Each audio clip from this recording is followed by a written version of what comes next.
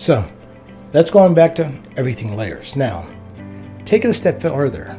What does it actually mean, everything layers? We talk about those experiences, but if you think about it from the standpoint of our evolution, the evolution of a cell, then you can look back, for example, and find changes over time that are pretty consequential from the standpoint of where we are today. And it happens pretty quickly. So let's take a look at this. Here we go. Let's look back 50 million years and see, what do we see? So we've got far right side here. We've got where we are. Now, we're not talking about 4-year incremental terms now. We're talking about millions of years, all right? 50 million years. We've got an animal. This animal is called the Pecciatus. And this animal lives somewhere around the area of, as a matter of fact, right here, in this Neo-Tethys Ocean area. So they could find this animal. They found about 80% of the bones related to this specific species at that time in about that 50 million year period. Now, what's significant about it? The animal lived in the shoreline. It was a freshwater dwelling animal. It lived near the shores. It would go in, but they could tell it was adapting. They could tell that's the first part of that animal. It's kind of like a dog if you think about it. Now, next you've got the Ambulocetus. This guy right here. This guy, he roughly about 48, 47 million years ago, and it's during that early Eocene is what it's called. But from that 50 million year period, it had already adapted to look more like this. That's just 2 or 3 million years of change right there. Let's go look further. We've got, this one is the Cochitas, Pakistan. Said it was several 100,000 to several million years further in time as far as when it made its change. You're seeing the Rahicetus. This was a saltwater inhabitant. In other words, it lived in salt areas. So it had changed considerably. Now let's go to the next one. This is the Dorodon. This one, you can find it around the Egypt area.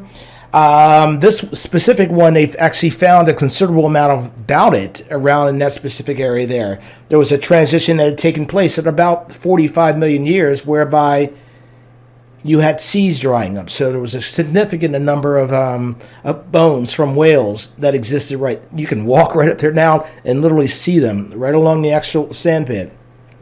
So what's the next one? We've got the Ordonatus. It includes dolphins. So this is really when you're getting into a space where we are right now. All other whales, these are the ones that now have teeth. Killer whales would be in that same grouping, but they have teeth.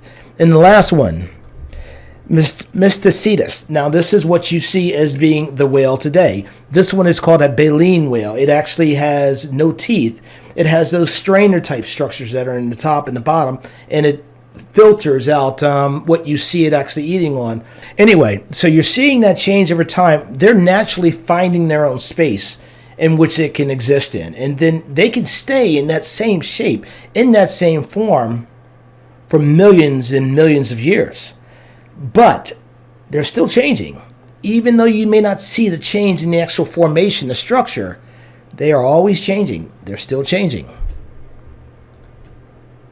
Now, talking about still changing, take a look at British Columbia right now. You will find that there are packs of wolves that are changing.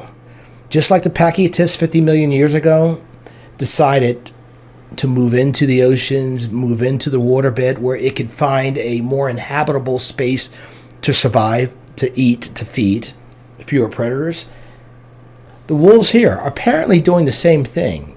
Around that British Columbia area, you will find that they're spending more time on the shoreline, which is not necessarily normal for those wolves in that area. They're also eating fish. That's considerable because they're not eating a whole fish. They're only eating the actual head of the fish. The reason being, bears also are in that area, and bears will eat the fish, and bears will get worms. But the thing is, bears hibernate. And when you hibernate, the worms die off over the wintertime, therefore they're fine. But wolves don't hibernate, which means it would kill them. So they're learning how to eat the actual heads, and they're swimming from island to island more and more time in the waters.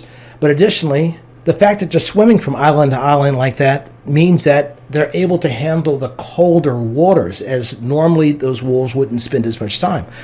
That's how change happens. you'll see those incremental things happening slowly and surely. But when you take a step back and you understand the scale that you're dealing with, the reality of it all, then you can really get a much bigger picture of what it all is. Everything changes. So thank you for coming again to Think Different Nation. Truly appreciate you. If you like the channel, please subscribe and hit like. Cheers, and see you in the next episode.